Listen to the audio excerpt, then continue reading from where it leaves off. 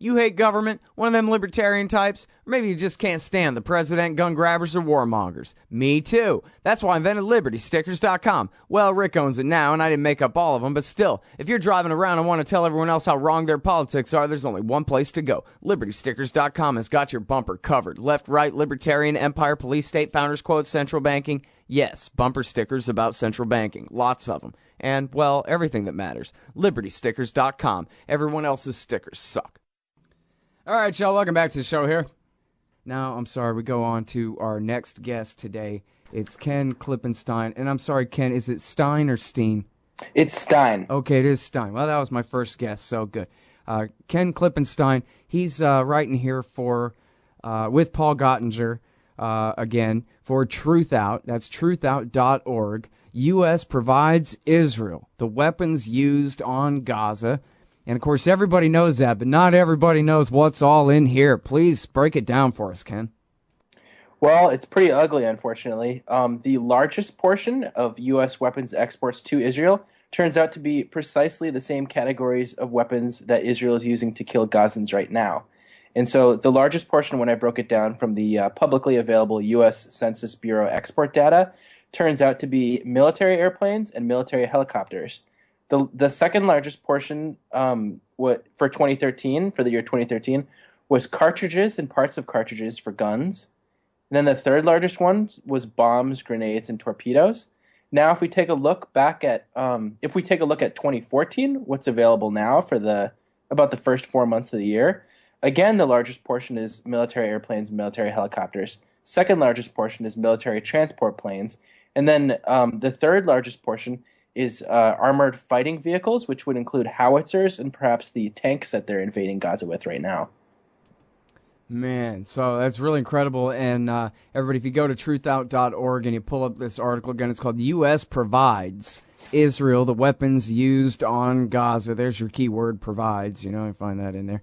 Google, pull it right up for you, or whichever is your favorite search engine. And you got all the pie charts here, all the data, hot links to all the information here. And so now let's see. Oh, that includes the howitzers. Did you mention the howitzers, M109? How accurate are those things? I mean, I guess I know it's a matter of trigonometry, but they sure do seem to kill a lot of people. Well, unfortunately, they like to use words like a surgical strike, and they talk about laser-guided missiles and all these things. But if you actually, a figure came out earlier this week finding that 70% of the dead are civilians, and so you have to question how accurate these are, if in fact they're not intending to target civilians, because as you point out, this is part of a strategy to destabilize Gaza to the point that they'll overthrow their leadership, because Israel's not happy with the leadership. Yeah, well, and it doesn't seem to be working, but anyway, yeah, that sure does seem to be their policy. And now, what's interesting to me about U.S. aid to Israel here, and you link to the Federation of American Scientists there, talking about the $3 billion a year.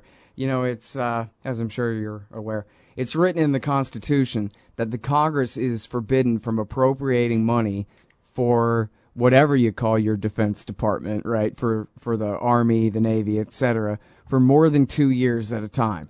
And they're not allowed to do any 5-year or 10-year plan or anything like that for the military. And that's supposed to be a little bit of a check and balance on having a permanent standing army and a Spartan way of life around here. And yet, in the more literal sense of that term, and yet they're perfectly happy to pass a law earmarking $30 billion over 10 years for the Israeli military. That's exactly correct. And I don't think there's any better way to highlight the policy continuity, the way in which Bush and Obama's foreign policy is practically identical, than looking at their Israel policy. So what Bush did was he passed a $30 billion, as you pointed out, over 10-year military aid. This is formal military aid. This doesn't include all the other kinds of military aid that they label and designate with different terms. And Obama hasn't passed a formal law, but he's upheld precisely the same amount. So they're exactly the same on the Israel issue, both presidents. Yep.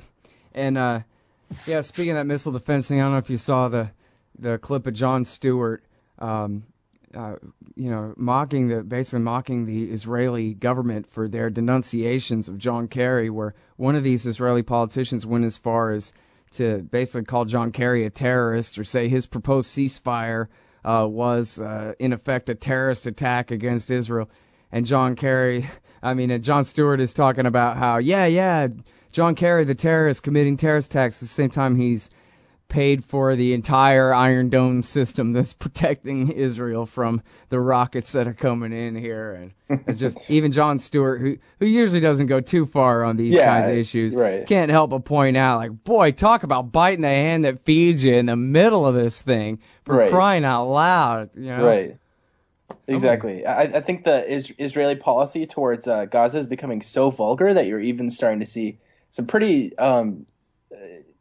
some normally pretty tepid critics of Israel come out with much stronger attacks. One example being Jon Stewart, of course. Yeah, that's exactly the term I was looking for there. Vulgar is exactly what it is. Like, hey, guys, take it down just a notch, right? Exactly. Jeez, somebody hire a new PR guy over there. Right. You can colonize Gaza. You can do whatever you like with it, but just tone down the whole killing of the kids thing. That's getting a little far. Yeah. Well, the military's experimenting on the drugs that make you lose your conscience. So I was thinking if I could get some of that, then I could get a job doing PR for Israel and probably do pretty well in that industry. Get a job with the DOD, huh? Yeah. I mean, come on. Their lie departments are falling way behind the times here. We got apps for debunking this stuff now, That's exactly right. All right, well, let's talk about, as you mentioned in your article here a little bit, the criticisms, something we talked about with a previous guest as well. But the criticisms that the Israeli government has come under from the United Nations and other international institutions for attacking medical facilities and other civilian infrastructures. I don't know exactly. When the Security Council said anything, but somebody was. Some governments have been denouncing the Israelis for going too far this time. No? That's correct. And if you look at it, the UN tried to establish a formal inquiry into whether or not Israel has committed war crimes in Gaza. And if you look at it, the one member state that voted against that inquiry was the United States. And so, I mean, one has to ask oneself, why wouldn't you want to have an inquiry in it if you are confident that they haven't done it? Of course, Israel wasn't included in the vote since they're one of the two countries involved in this particular conflict. Right. Yeah. Well, everything they do displays that guilty conscience. We'll stay in Iraq, but you got to give us immunity for the war crimes we're going to commit there. Right. Otherwise, what are we supposed to do? Run around committing war crimes without immunity? I mean, we can't have that. And when you talk to the experts on it, I mean, it's pretty much taken for granted. I talked to he was the UN specialist on the Palestinian territories. Mm-hmm. Oh, save that thought until right after this break. Sure. It's Ken Klippenstein from truthout.org. He's got this article with Paul Gottinger. U.S. provides Israel the weapons used on Gaza. More in just a minute.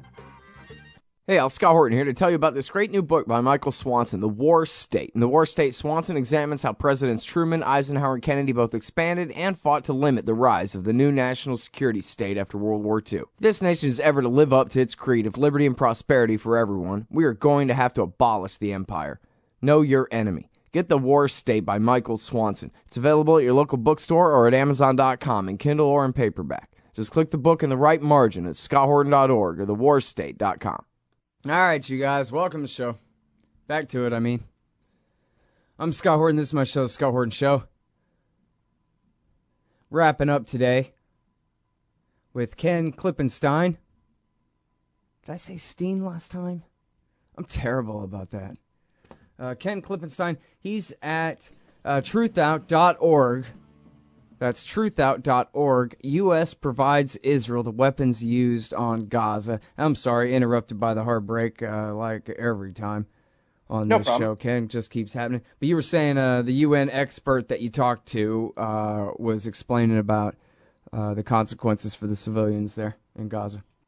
Right. If you look at the experts in the matter, they practically take for granted that Israel is guilty of war crimes. So I was talking to the UN specialist on the Palestinian territories. He was the specialist for a number of years, up until just about a couple months ago. And he said, given all the evidence, it's pretty clear that Israel is guilty of war crimes. You know, bombing hospitals, bombing ambulances, bombing UN shelters, which incidentally, there's tens of thousands of Gazans in UN shelters right now. So many that there's no space for anymore. And exacerbating the problem, I came on the show earlier, about a month ago, and we discussed the military coup in Egypt. Well, it turns out that has a huge bearing on the Gazan situation, because the new regime in Egypt has actually closed a border that has traditionally been used to allow Gazan refugees out of the area when they're being bombed by Israel. Mm-hmm. And so now that he's closed it, they're not able to leave it to seek medical attention or even just wait for the bombing to finish. Right. Well, and it's worse than even in the Mubarak times, never mind when the Muslim Brotherhood was there, and they only actually loosened up that border a little bit. It's not like they just opened it up wide or anything. But what I'm hearing from Rafah, from, in fact, the Egyptian side of the border, is the clampdown is far worse than it was even during Mubarak times. And I'm talking about before the recent last 3 weeks of one-sided warfare, but just, you know, if you went back 6 weeks or whatever. Yes, that's exactly correct. And if you look at something else that Sisi did, the new military leader, the moment he came to power, they destroyed these tunnels running underground beneath Gaza and Egypt. And what these tunnels are is a sort of vital hub for commerce, since the Israeli blockade on Gaza doesn't allow them to sort of import goods, which is really the right of any territory, any sovereign territory. It's according to the Gazan economic minister, I believe he estimated that it's caused a decrease in 40% in the government revenue. So this is have a devastating effect on the Gazan economy. Yeah. Well, and here's the other thing too, man, is if you're talking about Coca-Cola or Levi's jeans, there's no or Hollywood movies, there's no mistaking the connection to the middle part of North America. That's where this stuff comes from. Same thing for F-16s and M16s. These are symbols of America. It's not just that they're ruthlessly, effective military hardware, but they don't have to have, USA serial numbers on them. There's no mistaking, who's behind the military of Israel. And we've already paid for that in terrorist attacks. It seems, inescapable that we're going to see more terrorists attacking the United States based on what we are helping the Israelis do to the Palestinians. I think you bring up a very important point. It would seem like there's no better policy to pursue to ensure terrorism against the West than by killing 70% civilians, many of them children and the elderly. Yeah, well, I mean, I guess we don't really need to point out that the state and its cronies do tend to fail for their own interests and continue on in their folly, as in this case, as with anything else. But I guess I just did point it out. But yeah, and so it continues on, and I think that's a really big thing. All around the world, people are looking at this, and it's amazing to see the polls from around the world where it's only the American people who are buying this. Everywhere else in the world, they have the slightest even balanced coverage of it, and public opinion snaps entirely the other way. Wait, who's occupying who again? That's correct. The claim that Gaza has, as John Kerry said, the Palestinians have besieged Israel. Well, if you look at a map for half a second, you realize that's completely ridiculous. Yeah, it's just amazing for them to try to... Well, and I guess that's all they have, is to just try to completely turn around. It's like that article I'm still trying to get this author on in the Salon.com wrote about the Israeli Hasbara manual that recommends, for example, that when describing the occupation of the West Bank, you got to cast it in terms of the Jim Crow South. Okay, I'm with you so far. And then they say, yeah, because the Arabs are the white supremacists and the Jews are the blacks who aren't allowed to just live wherever they want in peace in the West Bank. And never even mind whose country is whose and what's occupied territory and right. Stealing the water and all this. Just never even mind any of that, right? It's all already Israel, only this is the Arab supremacist part of it somehow or something. What we're seeing here is like a really old, like almost like pre-19th century form of colonialism that I think the global public just doesn't accept anymore. And so for that reason, as you point out, propaganda is really important in order to be able to maintain this kind of thing. Right. And I think that's why the pro-Israeli factions have been kind of panicking about how they're losing the war for public opinion in America. Again, of course, that social media they like to cite as their evidence all the time sure does seem to be getting the job done, basically. It's a great equalizer between the news consumer and provider. And where they have cracked down on media for doing a good job, they've had to take it back in many of the cases anyway. Most famously, of course, in the case of NBC, but it seems like there's finally a little bit of accountability because of the internet here. Yeah, I completely agree. It's opened up an entire new form of dissent of which you are a part, and of course many other people are. Yeah, and I think that's important for challenging the dominant narratives. Right. All right. So now let's get back into some of these numbers here about if you have the article in front of you, can you talk about the numbers of F-16s and tanks and rifles and all this kinds of things so we can get kind of an idea of just how much of their military is dependent on our aid? Sure thing. And I should preface this with the acknowledgement that these are the publicly available figures. And so this is probably a vast understatement. I actually spoke to an arms specialist named Andrew Feinstein. He was Minister of Parliament in South Africa for a while, where he tried to challenge some of the worst abuses of these arms trafficking regimes, like the U.S. And what he told me is that the figures that we see are just the absolute minimum, because it doesn't include all these other forms of military aid that just get called defense or other things. So take, for instance, the missile defense system. Well, there's a new report coming out of MIT finding that it doesn't actually defend against the missiles. It only stops maybe 5% of them. And then the ones that it does stop, it tends to have an even worse effect, because when their missiles hit the rockets, they explode and have a sort of shrapnel effect that can harm people worse than if the rocket itself had just landed. And so that's falsely labeled defense, even though it has no serious discernible defense capability. And that's something that we're sending about $500 million in order to support. But looking at the specific figures, that's a report coming out of MIT. You can look at it online. But looking at the specific figures in the fiscal year 2013, the amount of military airplanes and helicopters that was the largest portion was 196 million. And then you look at some of the smaller figures, like cartridges for weapons, that's 30 million. Bombs, grenades, and torpedoes, that's 25 million. Guided missiles, which might be used by the F-16s they're using to hit Gaza homes, that's 10 million. Warships is 10 million. Rocket launchers and similar projectors are 11 million. And then you have revolvers and pistols for another 11 million. Now, if we look at 2014, which we only have a couple months of data in for, you see roughly the same pattern. The largest portion dedicated to military airplanes and helicopters at 91 million so far, and then military transport planes at 64 million. Armored fighting vehicles, which would include howitzers that you mentioned before, that's 39 million. Rocket projectors at 9 million, then warships at 10 million, and then a few smaller ones like the revolvers and pistols at about 7 million. Yeah. So I don't know how that compares to how much they're spending in their own budget. And, of course, dollars are fungible. So, in a way, we're going to finance their socialized medicine and every other thing, too, that Americans may or may not be for. But I don't know how much it compares to their military spending. That sure sounds like a big chunk of it anyway, huh? Yeah, if you look at the comparative economic figures, the U.S. GDP is 16 trillion. And then if you look at the Israeli one, it's barely 300 billion. And do you know what percentage of their military expenditure we're picking up the slack for there? Oh, I would imagine an enormous amount. I mean, yeah. Israel is basically a U.S. base in the Middle East. Yep, afraid so. All right, thank you very much, Ken. I sure appreciate it. Okay, thanks for having me on. Sure. I think America might be an Israeli base in North America. Yeah. We'll be back in a second.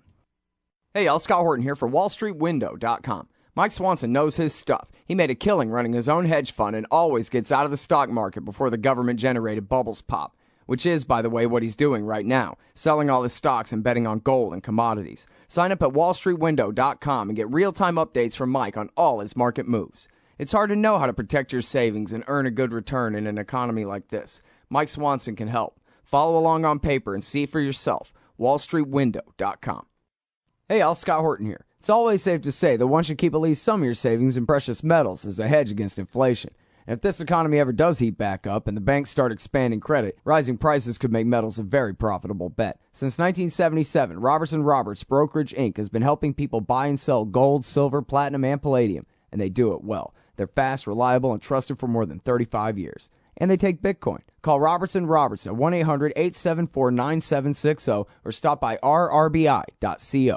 Hey, Al, Scott Horton here for The Future of Freedom, the monthly journal of the Future of Freedom Foundation. Edited by libertarian purist Sheldon Richman, The Future of Freedom brings you the best of our movement, featuring articles by Richman, Jacob Hornberger, James Bovard, and many more. The Future of Freedom stands for peace and liberty and against our criminal world empire and Leviathan state. Subscribe today. It's just $25 per year for the back pocket-sized print edition, $15 per year to read it online. That's The Future of Freedom at fff.org/subscribe.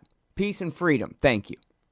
Hey, Al, Scott here. If you've got a band, a business, a cause, or campaign, and you need stickers to help promote, check out thebumpersticker.com at thebumpersticker.com. They digitally print with solvent ink, so you get the photo quality results of digital with the strength and durability of old-style screen printing.